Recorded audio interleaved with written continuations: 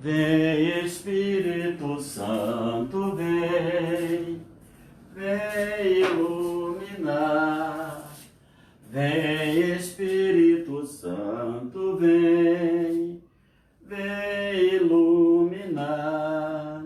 As nossas vidas, vem iluminar. Os corações, vem iluminar. Nossa família vem iluminar, toda a igreja vem iluminar.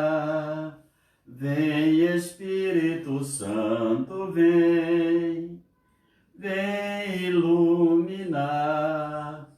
Vem Espírito Santo, vem, vem iluminar.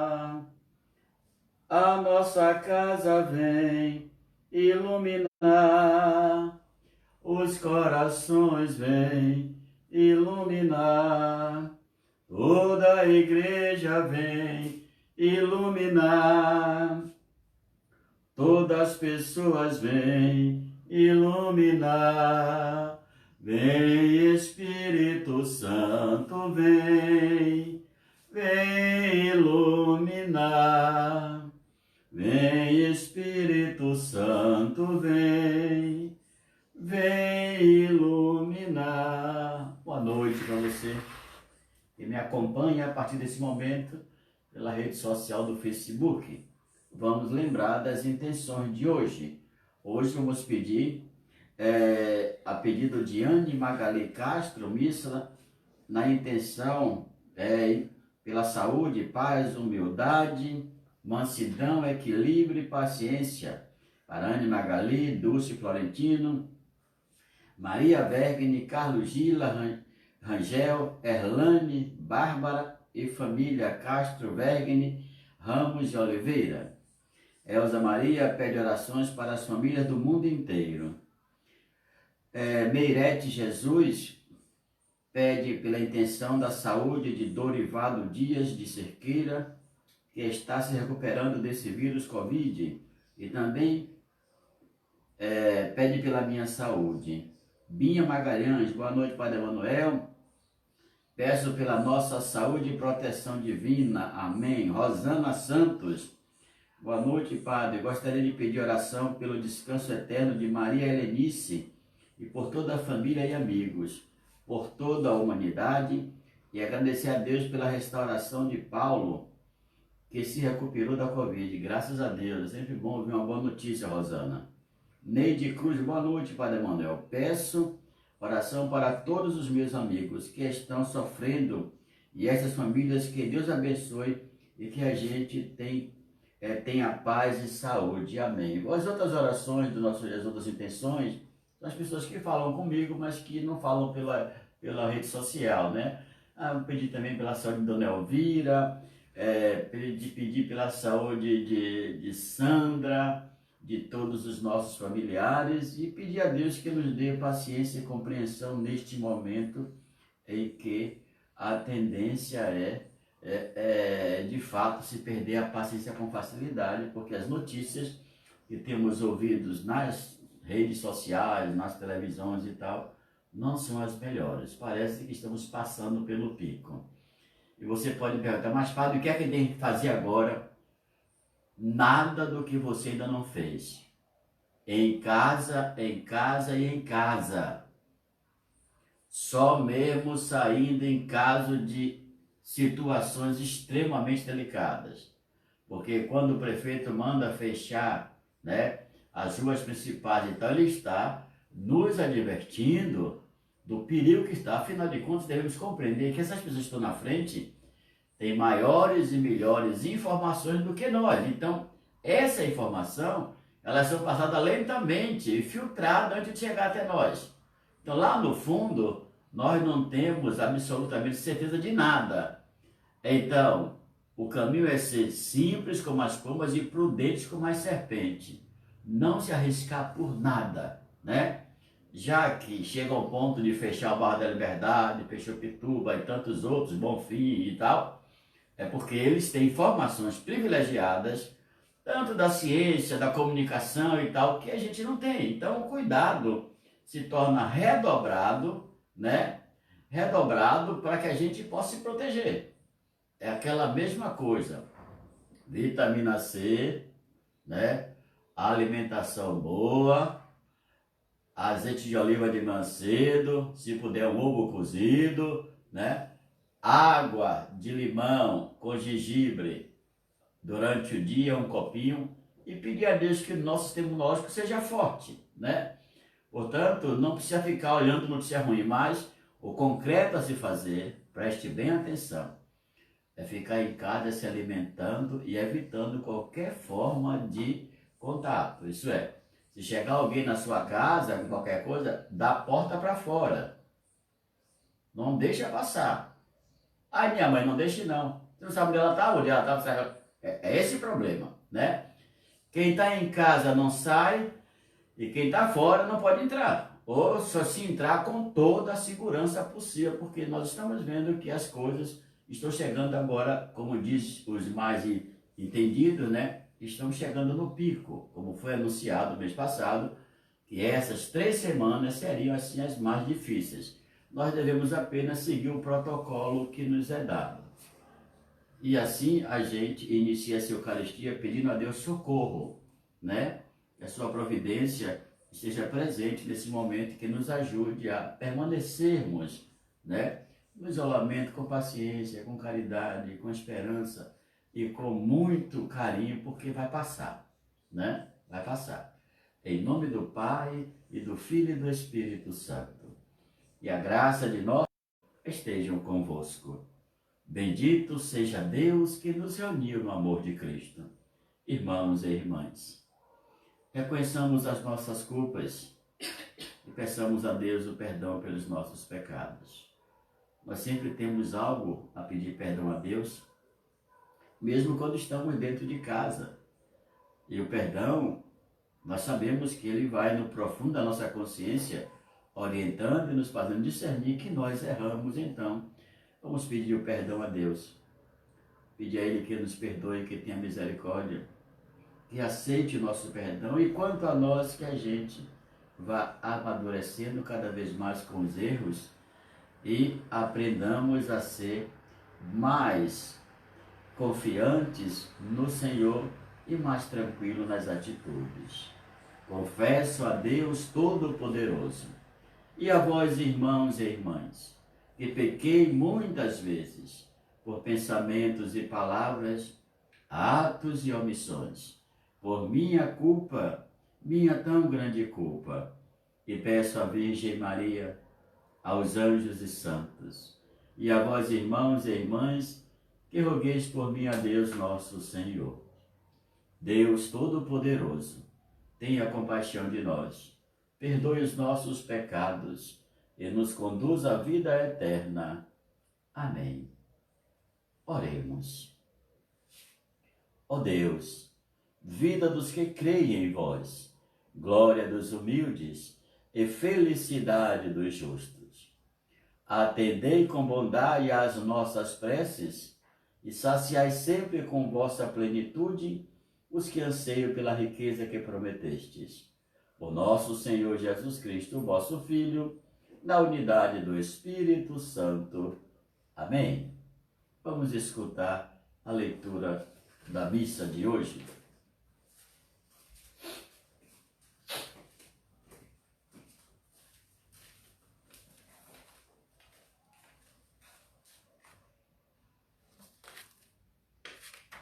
Quarta. Leitura dos Atos dos Apóstolos. Naqueles dias, os que conduziram Paulo levaram-no até Atenas. De lá, voltando, transmitiram a Silas e Timóteo a ordem de que fossem ter com ele o mais cedo possível, e partiram. De pé, no meio do Areópago, Paulo disse: Homens atenienses, em tudo eu vejo que vós sois extremamente religiosos. Com efeito, passando e observando os vossos lugares de culto, encontrei também um altar com esta inscrição: ao Deus desconhecido. Pois bem, esse Deus que vós adorais sem conhecer, é exatamente aquele que eu vos anuncio. O Deus que fez o mundo e tudo que nele existe, sendo o Senhor do céu e da terra. Ele não habita em santuários feitos por mãos humanas. Também não é servido por mãos humanas, como se precisasse de alguma coisa, pois é Ele que dá a todos vida, respiração e tudo mais.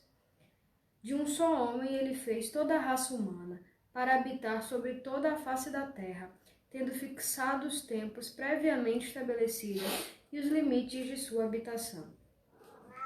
Assim fez para que buscassem a Deus e para ver se o descobririam, ainda que as apalpadelas. Ele não está longe de cada um de nós, pois nele vivemos, nos movemos e existimos. Como disseram alguns dentre vossos poetas, somos da raça do próprio Deus. Sendo, portanto, da raça de Deus, não devemos pensar que a divindade seja semelhante a ouro, prata ou pedra, trabalhados pela arte e imaginação do homem. Mas Deus, sem levar em conta os tempos da ignorância, agora anuncia aos homens que todos e em todo lugar se arrependam, pois ele estabeleceu um dia em que irá julgar o mundo com justiça, por meio do homem que designou, diante de todos, oferecendo a garantia ao ressuscitá-lo dos mortos. Quando ouviram falar da ressurreição dos mortos, alguns caçoavam e outros diziam: nós te ouviremos falar disso em outra ocasião. Assim Paulo saiu do meio deles. Alguns, porém, uniram-se a ele e abraçaram a fé. Entre eles estava também Dionísio, o Areopagita, uma mulher chamada Damares e outros com eles. Paulo deixou Atenas e foi para Corinto. Palavra do Senhor. Graças a Deus. Deus quer falar. Salmo responsorial. Desculpa aí, falha nossa. Falta o salmo. Salmo responsorial. Da vossa glória estão cheios o céu e a terra. Da vossa glória estão cheios o céu e a terra. Louvai o Senhor Deus nos altos céus, louvai-o no excelso firmamento. Louvai-o, anjos seus, todos louvai-o, louvai-o, legiões celestiais. Da vossa glória estão cheios o céu e a terra. Reis da terra, povos todos, bendizei-o. E vós, príncipes e todos os juízes, e vós, jovens, e vós, moças e rapazes, anciãos e criancinhas, bendizei-o. Da vossa glória estão cheios o céu e a terra. Louvem o nome do Senhor, louvem-no todos, porque somente o seu nome é excelso. A majestade e esplendor de sua glória ultrapassam em grandeza o céu e a terra. Da vossa glória estão cheios o céu e a terra. Ele exaltou seu povo eleito em poder. Ele é o motivo de louvor para os seus santos. É um hino para os filhos de Israel, este povo que ele ama e lhe pertence. Da vossa glória estão cheios o céu e a terra. Deus quer falar contigo das coisas tão pequenas, das coisas simples. Deus quer falar comigo das coisas tão pequenas, das coisas simples. Eu quero ouvir tua voz, preciso estar atento a todo movimento do céu, em direção a mim. Fala, Senhor, preciso ouvir tua voz. Eis aqui o teu servo, fala do irmão na palavra, Senhor, e no meu coração. O Senhor esteja convosco, Ele está no meio de nós. Proclamação do Evangelho de Jesus Cristo, segundo João. Glória a vós, Senhor. Naquele tempo, disse Jesus aos seus discípulos: tenho ainda muitas coisas a dizer-vos, mas não sois capazes de as compreender agora. Quando, porém, vier o Espírito da verdade, ele vos conduzirá à plena verdade, pois ele não falará por si mesmo, mas dirá tudo o que tiver ouvido, e até as coisas futuras vos anunciará. Ele me glorificará, porque receberá do que é meu, e vô-lo anunciará. Tudo que o Pai possui é meu, por isso disse que o que ele receberá e vos anunciará é meu. Palavra da salvação. Glória a vós, Senhor. Vocês viram um gatinho passeando por aqui, não foi? É que esse cara é agarrado aos meus pés. Eu acho que está na hora dele comer e ele está ali insistindo em aparecer. Ele entrou na rede social hoje, miando. Mas isso não é fome não, isso é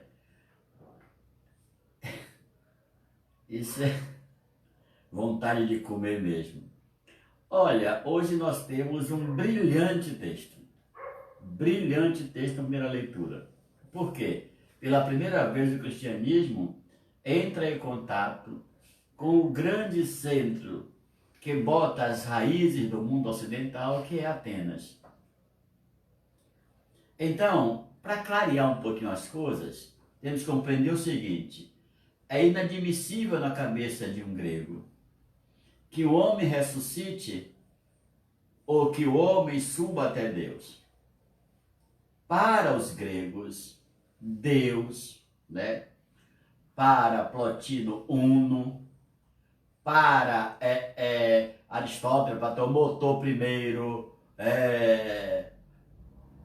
mas é um Deus que não desce até a você e você, por mais que queira, não consegue chegar até ele. Em poucas palavras, o Deus do mundo grego, os deuses do mundo grego, não se assujeitam a descer até nós, pobres mortais.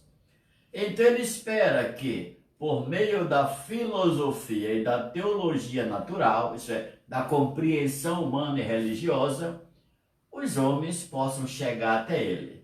Sem falar na tirania dos deuses, que quando não recebiam os seus sacrifícios, eles de fato atacavam a humanidade. E toda a mitologia grega é baseada nessa experiência. Às vezes um deus lá descia, fazia um filho e uma mulher, como o caso da mitologia de Hércules e tantos outros, né? E foram filhos, dito assim, semideuses, porque estavam com a carne humana sujeitada de fato ao princípio divino, que era de um Deus. Onde é que Paulo vai amarrar o seu burro hoje? Na primeira civilização ocidental, que tem como herança homens que o mundo todo conhece e conheceram. Sócrates, Platão, Aristóteles, Hesíodo, Zenon e tantos outros, como os grandes poetas, e que, de fato, esse cristianismo de Paulo, que sai do Oriente e chega até o Ocidente, hoje tem um encontro num lugar particular. Isso é, no Areópago. O que é um Areópago? É uma praça pública, um lugar público, onde os filósofos e quem quer que se dissesse sábio fariam suas exposições filosóficas, suas doutrinas filosóficas, religiosas e tal, e tal, e tal. Como na Grécia reina o politeísmo, isso é, muitos deuses, em cada local daquele ambiente chamado Areópago, de fato tinha uma estátua de um deus. E lá Paulo viu que essa estátua, um desses lugares, estava vazio. Aproveitando isso com astúcia e sabedoria, Paulo se imerge na pregação, porque é um palco livre, fala quem quer, e anuncia de fato Jesus de Nazaré.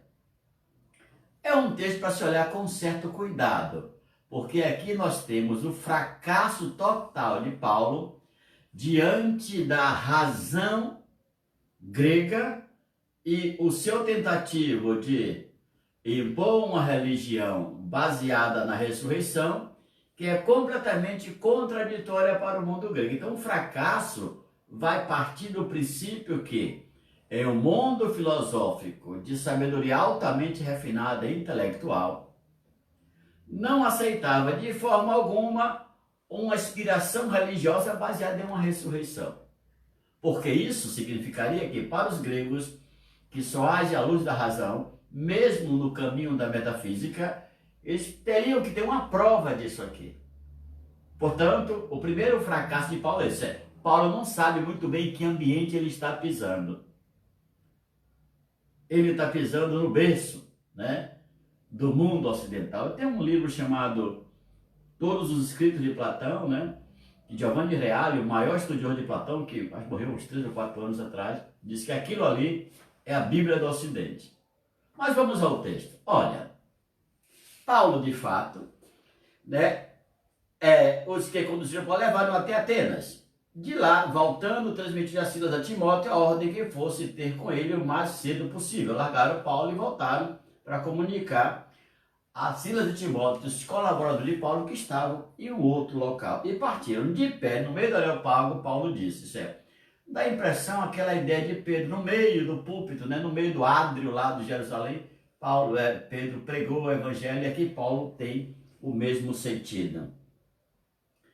A pregação de Paulo é muito simples, é um feijão com arroz. Ele anuncia aos homens que tem ali, que não é uma comunidade, né, religioso, mas homens que vivem em sociedade, cultivavam ainda, de fato, a aristocracia, alguns a democracia, né, a famosa democracia grega, e que Paulo, no meio, corajosamente, do Areópago, ele precisa ter um elemento de diálogo com esse mundo novo. E o elemento de diálogo que ele encontra é, de fato, aquele local onde não tem nenhuma imagem grega de nenhum deus.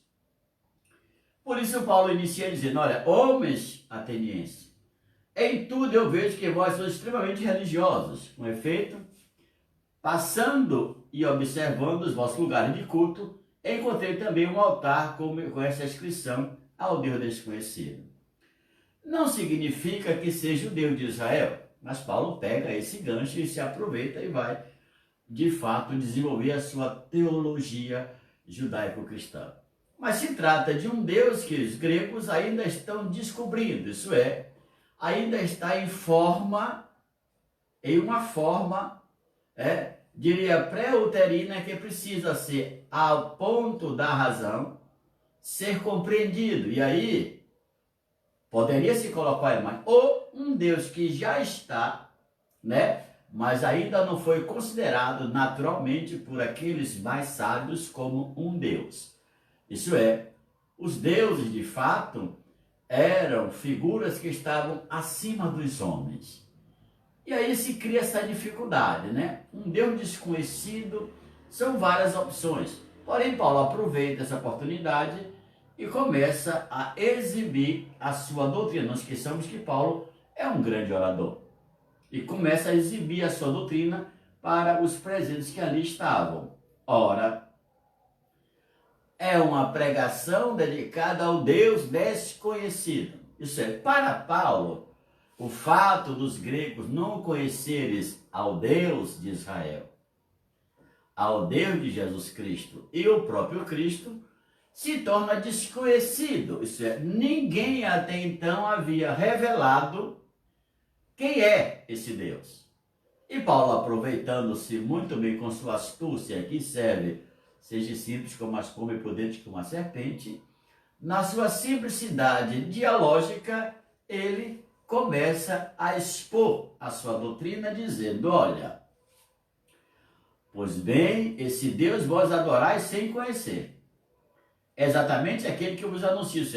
Já, segundo Paulo, nos atos, nos gestos e nas inspirações gregas, já estava Deus. É uma percepção muito interessante.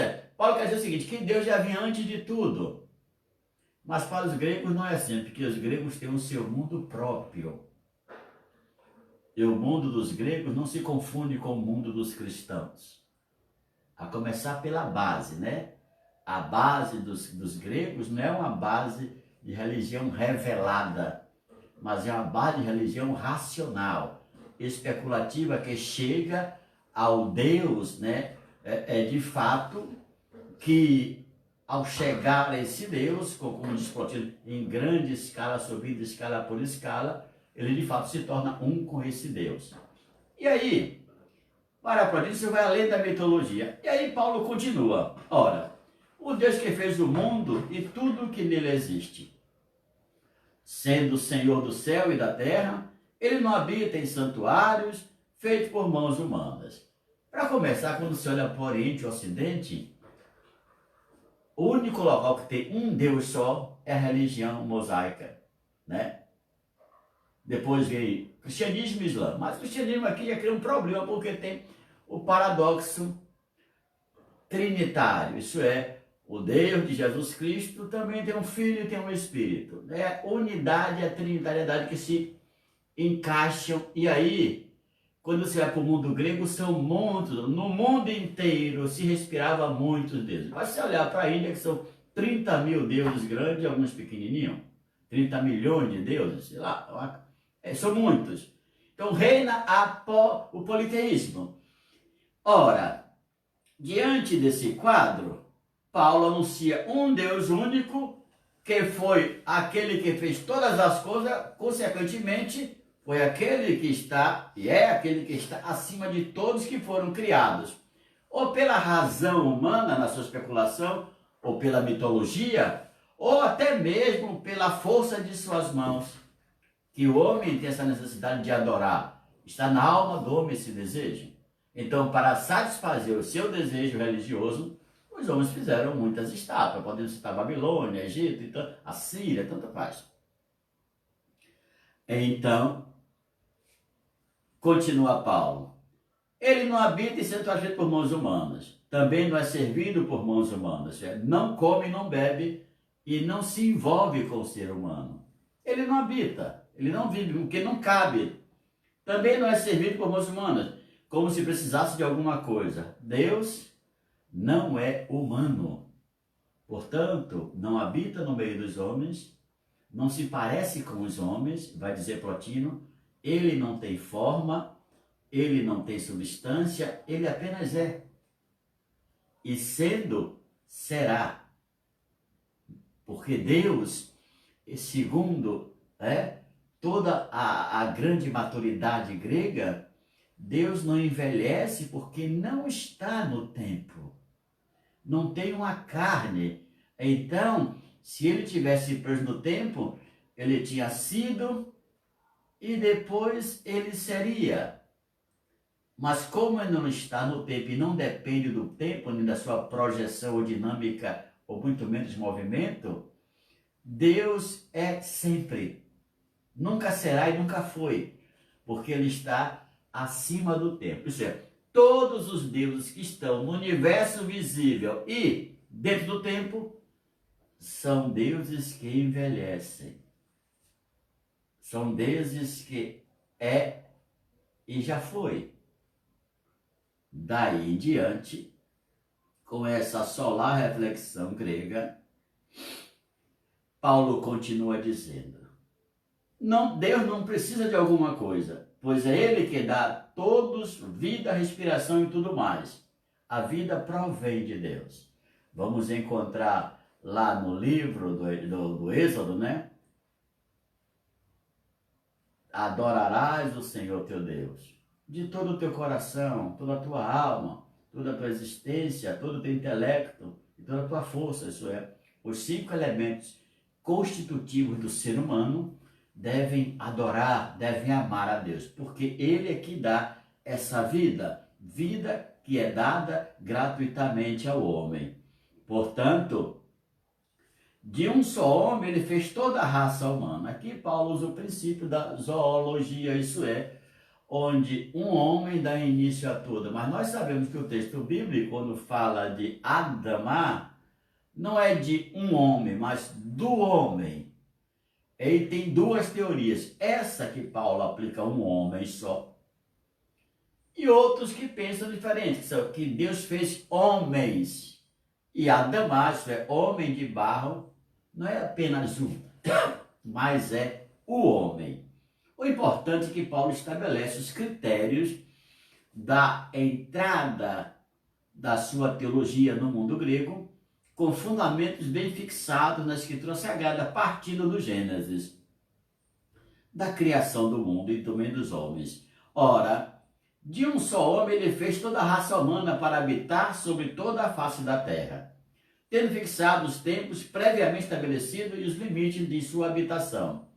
Deus, além de criar, de estabelecer, ele também deu limites até onde o homem poderia ir. Isso é, Deus criou o mundo com tudo dentro, né? Formas de vidas e tal, mas esse mundo, por ser redondo, tem extremos e tem limite.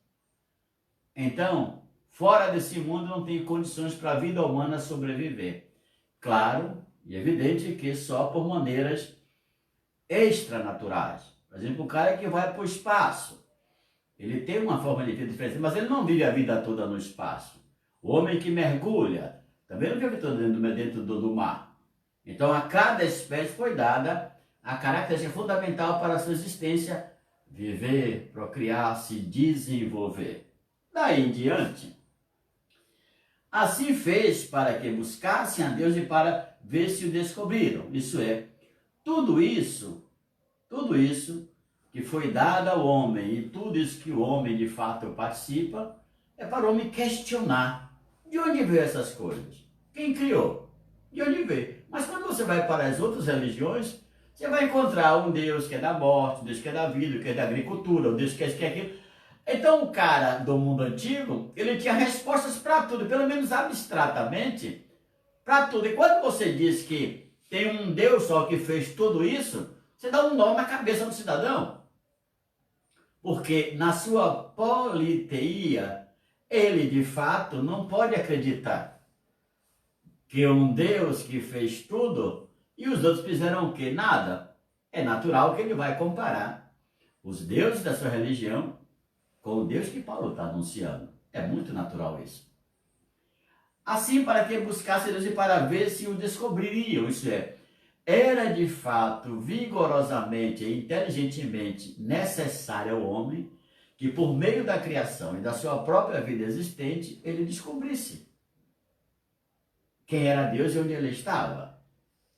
Assim fez para que buscasse e para ver se o descobririam, ainda que a palpadela, isso é, sem nenhuma revelação divina, mas vendo as obras do Deus Criador, vendo tudo que ele fez, poderiam, de fato, imaginar ou refletir que tem um ser superior que está acima de tudo aquilo que eles encontraram. E aí vem Paulo e faz a diferença crítica entre os deuses do mundo grego e o Deus de Jesus Cristo, ou Deus de Israel, que é a mesma coisa. Assim é, ele não está longe de cada um de nós, pois nele vivemos, nos movemos e existimos, como disseram alguns dentre vossos poetas. Isso é uma citação não encaixada aqui de Lucas. Por quê? Porque quando você afirma para os gregos que ele não está longe de cada um de nós, está negando o princípio fundamental. Aquele que está acima do inteligível, acima do perceptível, é totalmente espiritual, por isso não desce, não se mistura, e poucas pessoas poderão alcançá-lo pela sua reflexão. Então Paulo aqui bate de frente com o princípio fundamental que diferencia o Deus que se encarna e vem ao mundo do Deus que nunca se encarnou, porque vive no seu mundo, na sua mobilidade e imobilidade. A sua existência é praticamente isolada de tudo que ele criou, tudo que saiu dele, porque nada parece com ele, né? A gente às vezes vê que as pessoas, que Deus é lindo, Deus é maravilhoso. Ninguém viu Deus. Como pode imaginar que ele é bonito ou feio? Se a beleza é uma coisa extremamente relativa e ao mesmo tempo obcecada por coisas culturais, né? Diante desse quadro, a gente percebe que para fundamentar a sua ideia, Paulo tenta citar, sem nomear, dizendo: como disseram alguns dentre vossos poetas, somos da raça do próprio Deus. Quem são esses poetas? Paulo não faz a citação. Então, se olharmos cientificamente, não tem nenhuma razão para crer no que Paulo disse, porque não tem a comprovação científica de quem são esses poetas que Paulo cita. Talvez tenha ouvido falar pela boca dos gregos, né? Agora que cheguei E tem ter citado assim, sem nenhuma intenção, mas no texto cria-se uma base para fundamentar o que Paulo está dizendo. Aí, até então, os gregos estão calados, sem abrir a boca, pacientemente escutando a Paulo. Sendo, portanto, da raça de Deus, sendo da origem divina, né? Sendo dessa raça, não devemos pensar que a divindade seja semelhante a ouro, prata ou pedra. Isso é a crítica porque ele vê as imagens que os gregos têm como deuses, como os romanos, como tantos outros povos, tanto no Ocidente como no Oriente.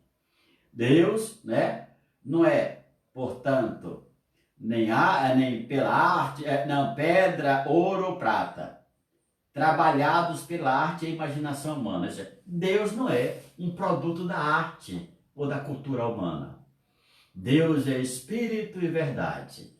Portanto, ninguém pode desenhar Deus. Ninguém pode fazer Deus, criar Deus, imagem de Deus.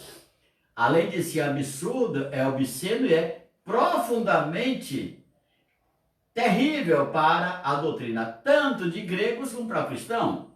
Porque tanto o cristão como os gregos não têm imagem de Deus. Todos os passos da Escritura que diz, e Moisés viu Deus face a face, não é verdade. Ninguém vê Deus face a face, porque Deus não tem uma forma. Deus não é humano. Eles sentiram a presença de Deus. Tanto que quando lemos o Evangelho de João, João vai nos dizer, olha, só quem viu a Deus foi quem saiu de Deus. E somente ele tem visto a Deus.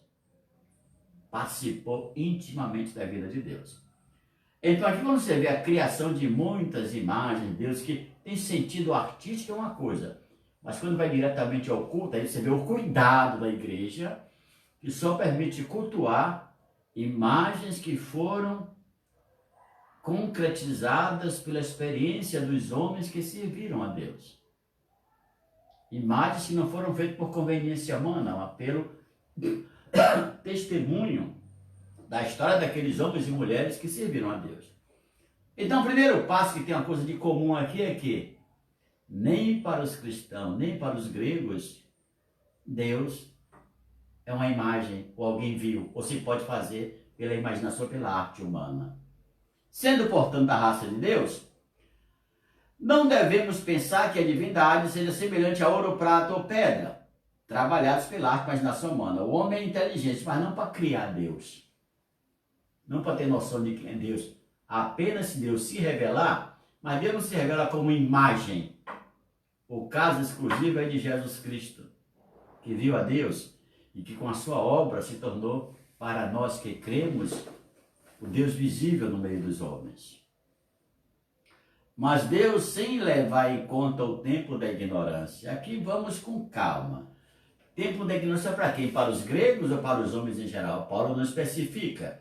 Mas o tempo da ignorância significa o tempo em que o homem não recebeu a revelação divina. Então não é o tempo da ignorância.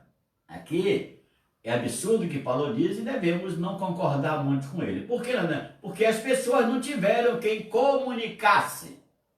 Quem comunicasse a elas quem é esse Deus. Então não tem ignorância. Não tem falta de conhecimento. Tem assim um mundo distante que chega agora ao mundo grego e que quer, de qualquer forma, impor uma linguagem e um conceito que para eles são estranhos. Não tem ignorância, tem de fato uma falta de comunicação, ou da parte dos homens ou da parte do Deus de Paulo, que não se revelou aos gregos. Se entendemos a ignorância por falta de conhecimento, ou por falta de compreensão de algo revelado e eu não aceitar, é uma coisa. Mas se entendemos a ignorância por culpa própria, aí sim existe de fato uma discordância, porque mesmo eu ouvindo, escutando, eu sempre a escolha de não aceitar.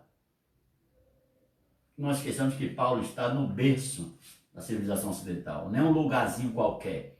E pela primeira vez ele enfrenta intelectuais de verdade, não é de faz de conta. Homens que herdaram, né, a grande sabedoria que vieram dos grandes, Sócrates, Platão, Aristóteles, como eu disse antes, Parmênides, Heráclito, né? E tantos outros.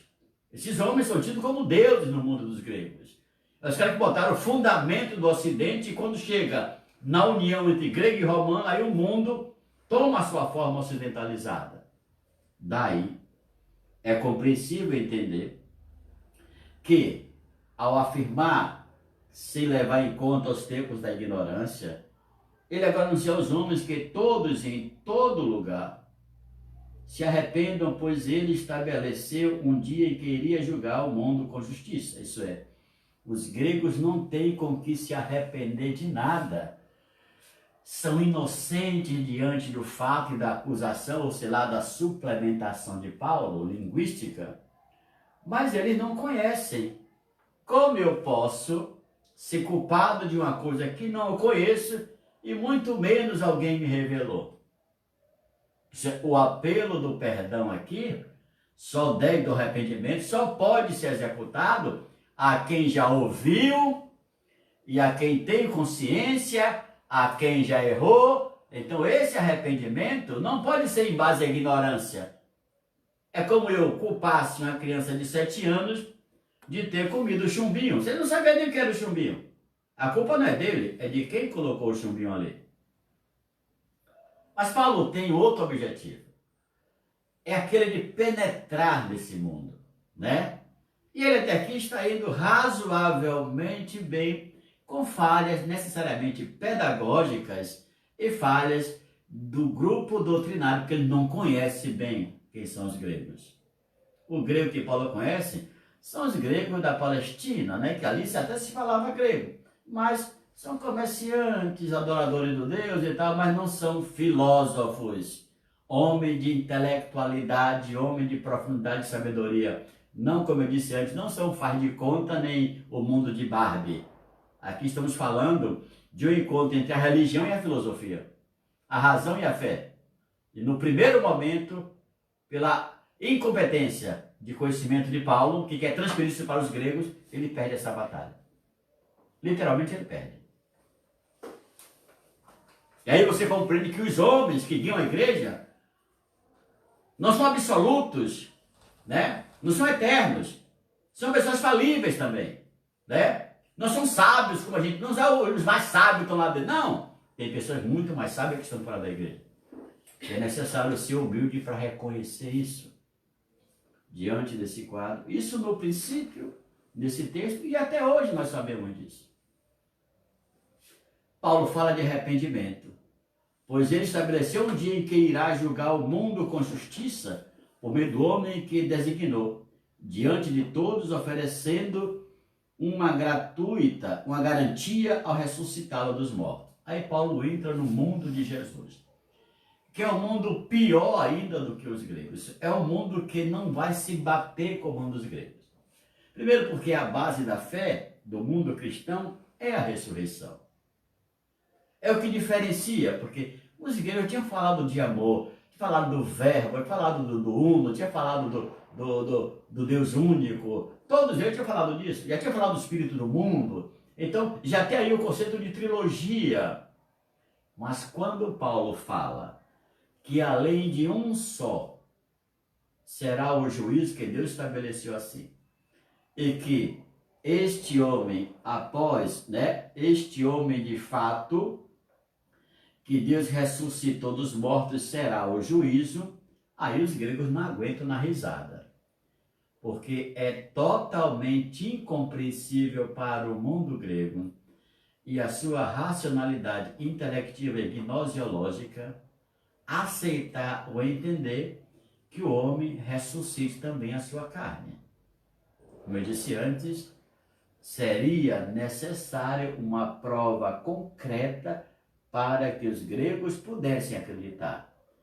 E Paulo não tem essa prova. Qual é a prova? A fé e a obra que Paulo mesmo e seus amigos realizam em nome de Jesus.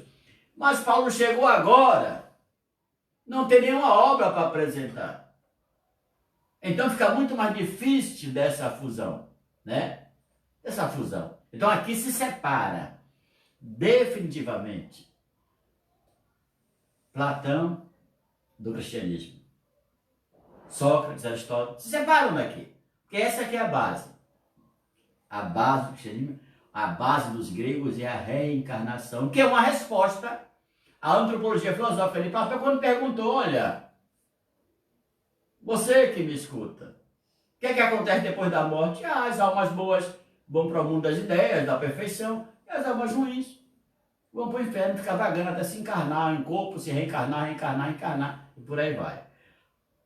É por isso que o cristianismo é uma novidade absoluta quando a ressurreição acontece. Deixa de ser uma dúvida, mas uma certeza que é possível a ressurreição da carne, sim.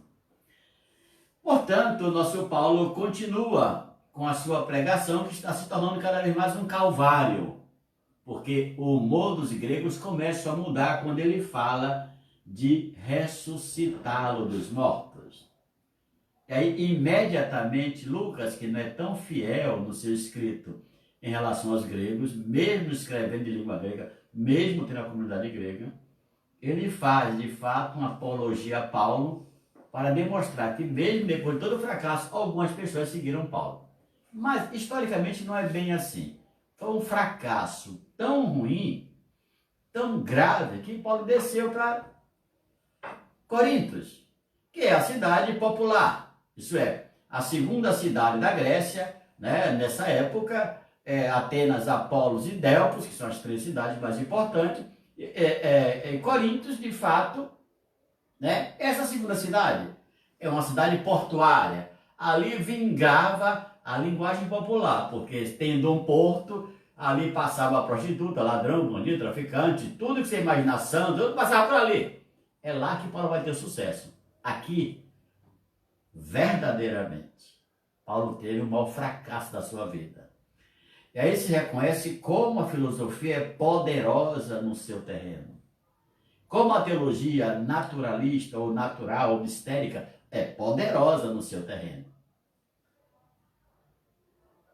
Quando ouviram falar da ressurreição dos mortos, alguns caçoavam e outros diziam: nós te ouviremos falar disso em outra ocasião. Isso é, cortou a liberdade da palavra de Paulo.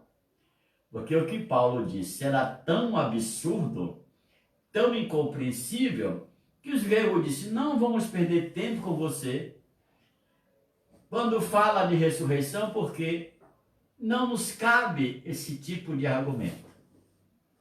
Isso é, não esqueçam de uma coisa, a razão prática, ela deseja sempre prova, por isso ela tem tendências materialistas, né? Então aqui temos um caso de razão própria, não é um caso de abstração.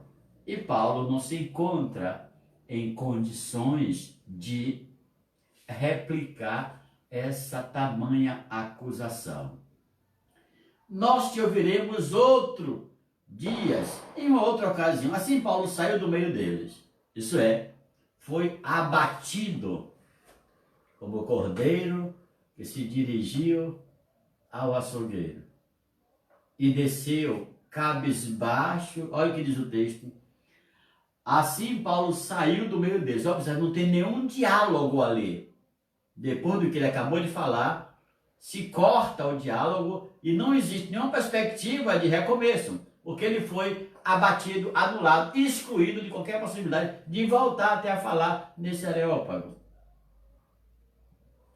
Alguns, porém, uniram-se a eles e abraçaram a fé. Não é bem verdade, né? Lucas aqui puxa um saco, porque essas pessoas que estão no Areópago são mestres da inteligência. Então, os que estavam lá eram discípulos desses caras que normalmente não fariam o que está dizendo Lucas, mas em respeito a Lucas, né? A gente, em respeito à fé, a gente vai levando de fato, sem querer olhar esse lado no popular puxa-saco de Lucas, que é apaixonado por Paulo, porque Lucas escreve o que o Paulo fez, e que faz não lembrar que Paulo não foi totalmente abatido nem fracassado. Ele conseguiu algumas pessoas para segui-lo. E que, na verdade, né, é só diminuir o fracasso que ele tenta fazer, mas aconteceu. E o fato histórico ninguém pode negar, aconteceu. E aí ele diz, olha, entre eles estavam também Dionísio, o Areopagita, uma mulher chamada Dâmaris e outras com ele. Isso é, toda essa informação que vem sobre essas pessoas acontece muito depois, quando Paulo já está no caminho de Corinto. Lucas quer nos fazer entender que isso aconteceu depois que Paulo acabou de falar, mas não é verdade. Isso aconteceu quando Paulo saiu de lá, no caminho. Algumas pessoas fizeram perguntas, ele foi explicar e aí se conseguiu, essas pessoas resolveram seguir Paulo. Paulo deixou Atenas e foi a Corinto. Por que foi para Corinto? Porque ele viu o tamanho do fracasso.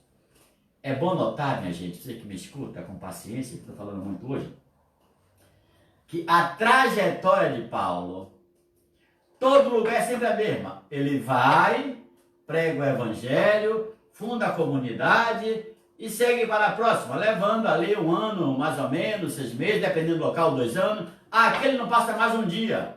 O que aconteceu? Ele viu que em Atenas não tinha condições nem filosóficas, nem religiosas, nem estruturais de fazer os seus sonhos se realizar, que era uma comunidade. O que é que o Lucas faz? Observe que o Lucas faz de modo rápido. Ele não deixa explicar porque Paulo tinha Corinto, mas nós sabemos.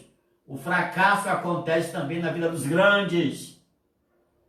Paulo teve seus fracassos, Pedro também, e todos temos os nossos fracassos. Nem sempre tudo dá certo. Não é porque é Paulo, é porque é um homem que teve coragem de fazer o que fez, mas fracassou. Foi lapidado inteligentemente, filosoficamente, pelos gregos que estavam ali. E Paulo deixou Atenas e foi para Corinto, foi procurar um lugar menos requintado, lugar popular. E aí foi um grande sucesso. Na comunidade de Corinto foi um grande sucesso. Paulo aí foi brilhante. Mas no berço do intelectualismo, no berço da reencarnação, no berço do fundamento ocidental, de toda a organização humana ocidental, Paulo foi alguém que deixou a desejar, porque fracassou do início ao fim em Atenas. Como eu disse a vocês, todos fracassamos. Não somos perfeitos. O que é importante nisso? Paulo anunciou Jesus Cristo. E mesmo assim, não se abateu, seguiu em frente, recuperou o fôlego, depois dessa paulada, e desceu para Corinto, onde ele encontrou um grupo mais seleto, menos intelectual, gente que não tem a inteligência, nem a retórica, nem a oratória, nem a filosofia como profissão, mas como amante, como de fato pessoas do dia a dia. E aí Paulo teve o seu sucesso. O evangelho de hoje é de fato a continuação de Jesus com seus discípulos, lembrando da função do Espírito Santo. O que é que ele fará, Primeiro tem essa revelação profunda. Olha, tenho muita coisa para dizer, mas vocês não poderão compreender ainda, só poderão compreender quando acontecer. Mesmo que eu explique agora, não vai ter nenhum sentido, porque vocês estão tão focados na cruz e na morte, que a vossa mente, a vossa compreensão está cercada, está blindada de tantas coisas que vocês não compreenderiam o que eu tenho a dizer agora. Porque Jesus já fala na de João, já como alguém ressuscitado. Ele não está preocupado com a morte nem com a cruz, porque ele sabe o que virá depois, mesmo sofrendo de verdade, morrendo de verdade na carne. A preocupação dele já está além, que é a ressurreição. Portanto, quando porém vier o Espírito da verdade, ele vos conduzirá à plena verdade. E quem é a plena verdade? O próprio Jesus. Isso é, quando ele vier, ele vos fará conhecer a plenitude da verdade. Fará conhecer Jesus em maior profundidade do que ele é capaz, mesmo depois de ressuscitado. Pois ele não falará por si mesmo, mas dirá o que tiver ouvido. Ouvido de quem? Do próprio Jesus. Porque o Espírito é dado pelo Pai, E a função dele é comunicar à comunidade aquilo que Jesus vai fazer e aquilo que ele já vê. Do outro lado, como eu disse antes, na semana passada, o Espírito tem essa função reativadora da memória histórica da igreja, para que a igreja não esqueça nunca de quem é, o que fez e o que faz Jesus Cristo na vida dela. Ele e até as coisas futuras vos anunciará. Você tem aqui uma profecia sobre o Espírito que é muito antiga. O Espírito tem um dom, que é aquilo da profecia de ver o futuro. Daniel foi assim, o próprio João foi assim, os profetas, quase todos foram assim, tiveram esse dom de ver o futuro e ver o que Deus tinha preparado. E aí tem a causa de escândalo da queda, poucas vezes a aceitação, porque ele viu uma coisa que ninguém viu. E às vezes, em vez de ajudar, isso piora a relação entre profetas e o povo do seu tempo. Ele me glorificará porque receberá do que é meu e vou anunciará. O Espírito não tem vida independente. Ele, de fato, para revelar, ele precisa receber de Jesus. Vida independente se entende, não por causa de um subordinacionismo, mas porque a função dele, né, é aquela de revelar aquilo que Jesus comunica a ele. E vai anunciar a você, somente a igreja e a quem estiver próximo a ela, porque a igreja é que é a primeira destinatária da revelação do Espírito de Deus, do Espírito de Cristo ao seu coração. Porque ele vos anunciará tudo que é meu, pois tudo que o Pai possui é meu. É como dizer, eu e o Pai somos um. Eu sou o único herdeiro de tudo que é do Pai. Portanto, não faço questão de nada, porque eu sei que tudo que é meu é do Pai. Aí você lembra da parábola do filho pródigo. No final da história, o que é que a gente vê? O pai dizer, meu filho, você está comigo há tanto tempo, né? Tudo que é meu é seu, mas esse seu irmão estava perdido e agora foi encontrado. Estava morto e agora está vivo. Precisava fazer festa porque ele voltou. Mas tudo que é meu é seu. Em poucas palavras, Jesus diz de fato a sua verdadeira e única herança. Não são as coisas do mundo, mas são as coisas que são do Pai. E o que é do Pai? Tudo. Tudo é do Pai. Por isso disse, o que ele receberá e vos anunciará é meu. Isso é, Jesus é o único herdeiro do Pai, que revela ao Espírito, que tem essa funcionalidade de comunicar aos apóstolos aquilo que Jesus quer que a igreja faça. Quer que a igreja conserte, quer que a igreja de fato tenha acesso. Essa é a belíssima e extraordinária página do Evangelho de hoje. Que a gente fique abertos e abertas ao Espírito de Deus. Que como igreja, ele possa também comunicar-nos a vontade do Filho para que realizemos com grandeza, com serenidade e com simplicidade do coração. Vamos oferecer a Deus o pão e o vinho. Enquanto isso, cantemos também o canto das ofertas.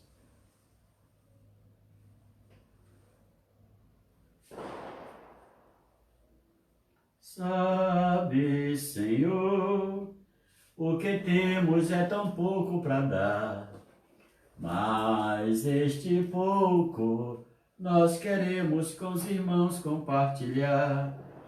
Queremos nesta hora, diante dos irmãos, comprometer a vida, buscando a união. Sabe, Senhor, o que temos é tão pouco para dar, mas este pouco nós queremos com os irmãos compartilhar. Queremos nesta hora, diante dos irmãos, comprometer a vida, buscando a união. Sabe, Senhor, o que temos é tão pouco para dar, mas este pouco nós queremos com os irmãos compartilhar. Oremos, irmãos e irmãs, para que o nosso sacrifício eucarístico seja aceito por Deus Pai Todo-Poderoso. Receba, ó Senhor, por tuas mãos este sacrifício, para a glória do seu nome, para o nosso bem de toda a sua santa igreja. Ó Deus, que pelo sublime diálogo deste sacrifício nos fazeis participar de vossa única e suprema divindade. Concedei que, conhecendo vossa verdade, sejamos fiéis por toda a vida, por Cristo nosso Senhor. Amém? O Senhor esteja convosco. Ele está no meio de nós.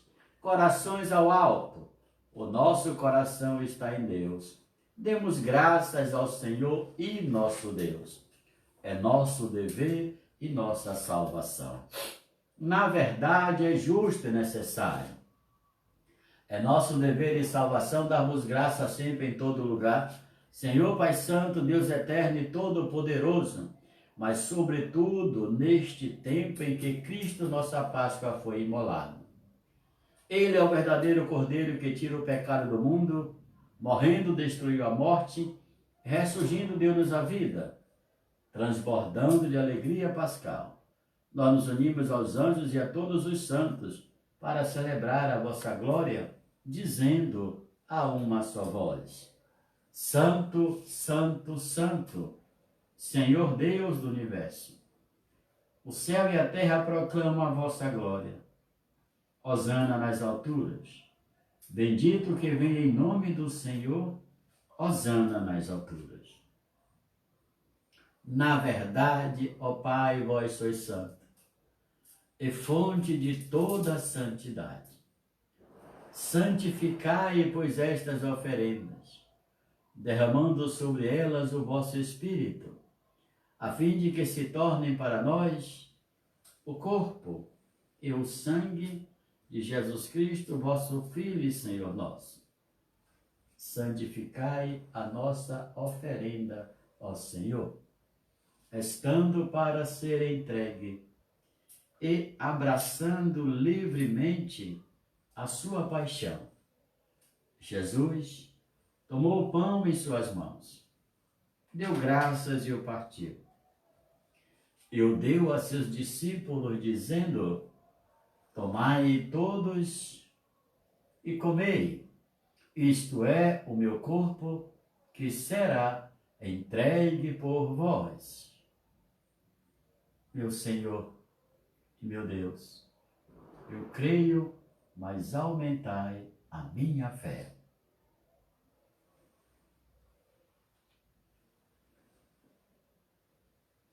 Do mesmo modo, ao fim da ceia, Jesus tomou o cálice em suas mãos, deu graças novamente, e o deu a seus discípulos, dizendo: Tomai todos e bebei, este é o cálice do meu sangue, o sangue da nova e eterna aliança, que será derramado por vós e por todos para a remissão dos pecados.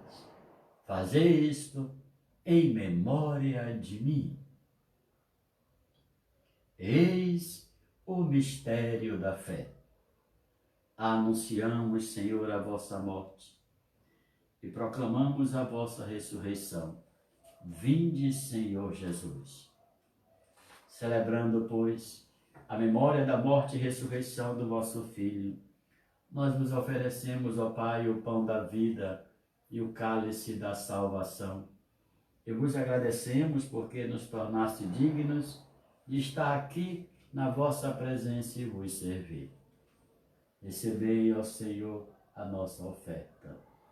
E nós vos suplicamos que, participando do corpo e sangue de Cristo, sejamos reunidos pelo Espírito Santo num só corpo. Fazei de nós um só corpo e um só Espírito. Lembrai-vos, ó Pai, da vossa Igreja, que se faz presente pelo mundo inteiro.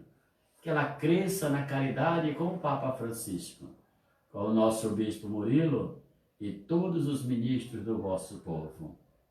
Lembrai-vos também dos nossos irmãos e irmãs que morreram na esperança da ressurreição.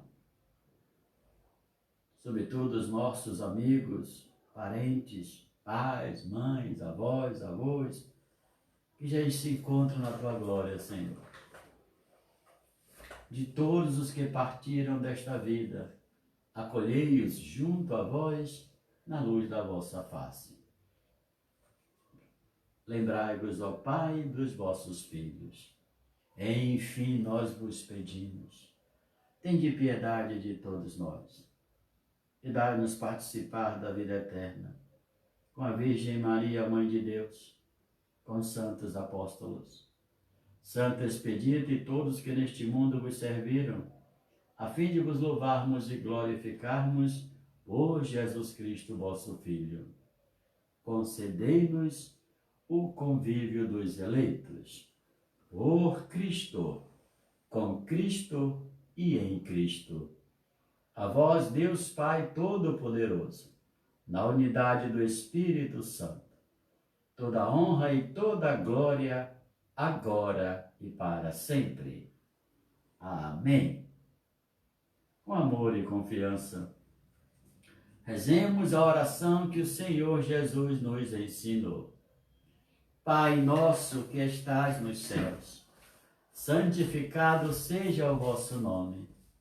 Venha a nós o vosso reino.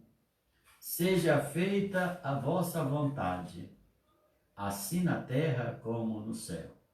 O pão nosso de cada dia nos dai hoje. Perdoai as nossas ofensas, assim como nós perdoamos a quem nos tem ofendido. E não nos deixeis cair em tentação, mas livrai-nos do mal. Amém. Livrai-nos, Senhor, de todos os males, e dai-nos hoje a vossa paz. Ajudados pela vossa misericórdia, sejamos sempre livres do pecado e protegidos de todos os perigos. Enquanto, vivendo a esperança, aguardamos a vinda do Cristo Salvador. Vosso é o reino, o poder e a glória para sempre.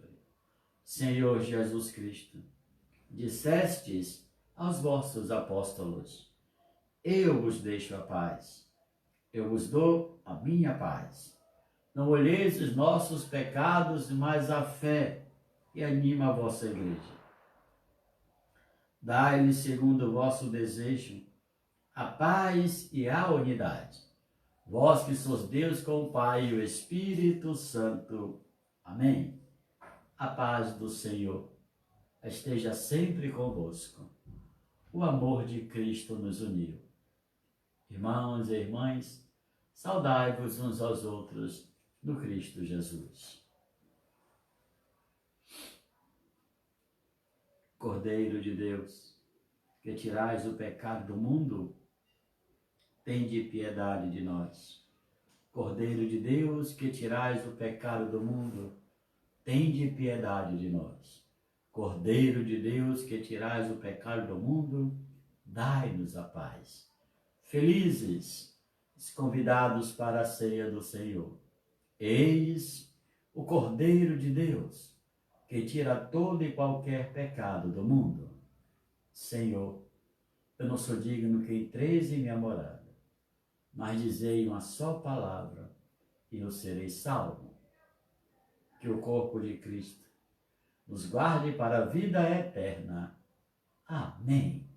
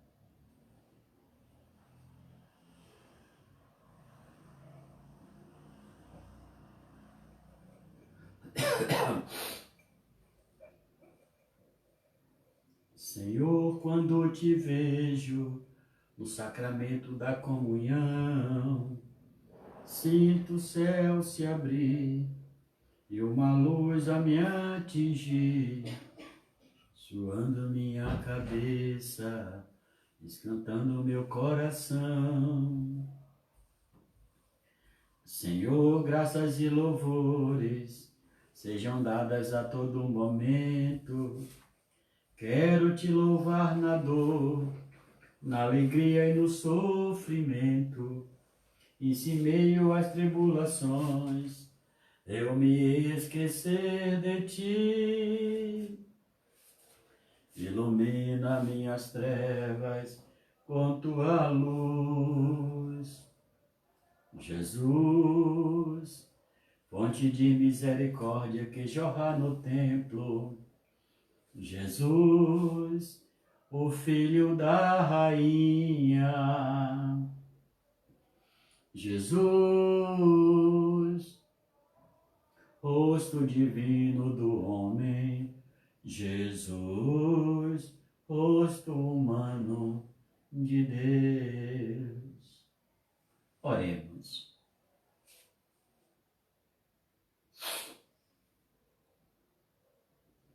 Ó Deus de bondade, permanecei junto ao vosso povo e fazer passar da antiga à nova vida aqueles a quem concedestes a comunhão dos vossos mistérios por Cristo nosso Senhor.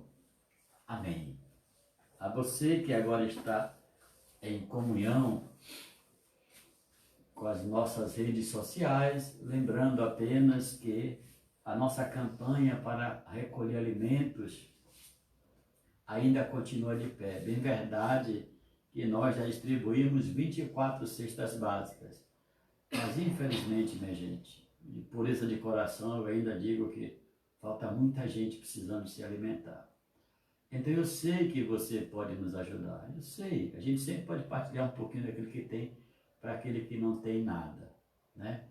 Por isso eu quero voltar e renovar mesmo esse apelo de pedir a você que ajude, né, com esse alimento aqui. Você pode entrar em contato com a rede social aqui, Emanuel Vergne, e pode também trazer na comunidade de Santo Expedito, que fica na Rua de São Cristóvão, 24, bairro da Liberdade. A Liberdade está fechada, você vem por baixo, pela São Martim, entregado na região, que todo mundo... Ou qualquer coisa, você pode até me ligar, ou mandar uma mensagem pelo Zap, ou pelo Facebook, ou pelo Messenger, que aí eu mando alguém, providenciarei alguém com muito carinho para ir lá buscar onde você quer que esteja.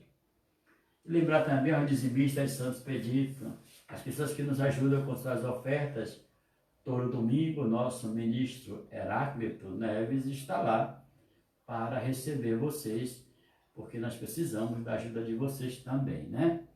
E lembrando a você que eu tenho suplicado tanto, né? Me ajude, vá lá no meu canal no YouTube, Emanuel Vergne, e dê uma clicada, bata o sino pequenino, que não é o de Belém, mas vale a pena para que a gente possa fazer essa transmissão pelo YouTube, né? Como vocês sabem, é uma rede que de fato tem uma outra conotação de plataforma social. Então, é só você me ajudar e que a gente pode ajudar muito mais pessoas com a celebração da Eucaristia. O Senhor esteja convosco, Ele está no meio de nós. Renovando o que eu disse nesta missa, minha gente, as coisas ficaram dessa forma, mas já era previsto tudo isso. Qual o nosso papel? Se proteger mais ainda, né? Tomar mais cuidado, porque falta pouco para passar. Esse é o momento em que a gente pode garantir a nossa vitória, né?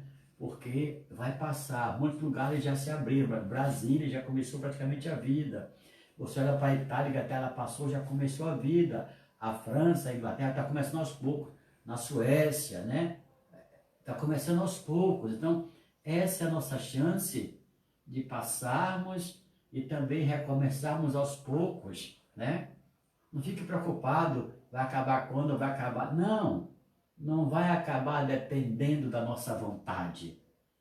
Vai acabar por causa da incisiva atitude médica, da proteção de cada pessoa que ficar na sua casa protegido.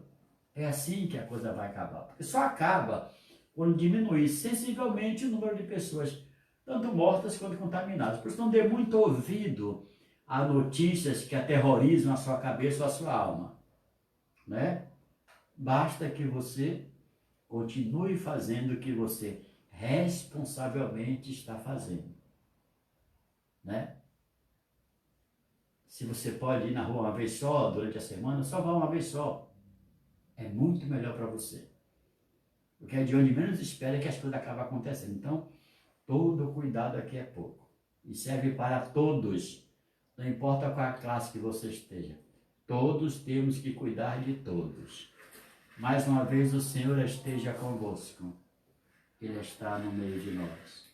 Que a bênção de Deus Pai Todo-Poderoso, o Pai, o Filho e o Espírito Santo, rezemos uns pelos outros, pedindo a providência divina que nos proteja, que nos fortaleça e nos dê muita paciência e serenidade, porque está ficando difícil para todo mundo.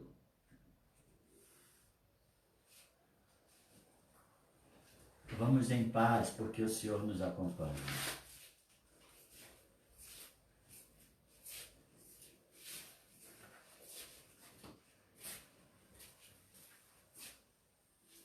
Maria de Nazaré, Maria me cativou, fez mais forte a minha fé e por filho me adotou. Às vezes eu paro e fico a pensar e sem perceber me vejo a rezar. O meu coração se põe a cantar para a Virgem de Nazaré. Menina que Deus amor escolheu, para a mãe de Jesus, o Filho de Deus, Maria que o mundo inteiro elegeu, Senhora e Mãe do céu. Ave Maria. Fica com Deus. Boa noite. E amanhã, no mesmo horário, às 19h30, estaremos celebrando, pedindo a Deus saúde, paz e serenidade. Sobretudo, proteção divina. Fica com Deus.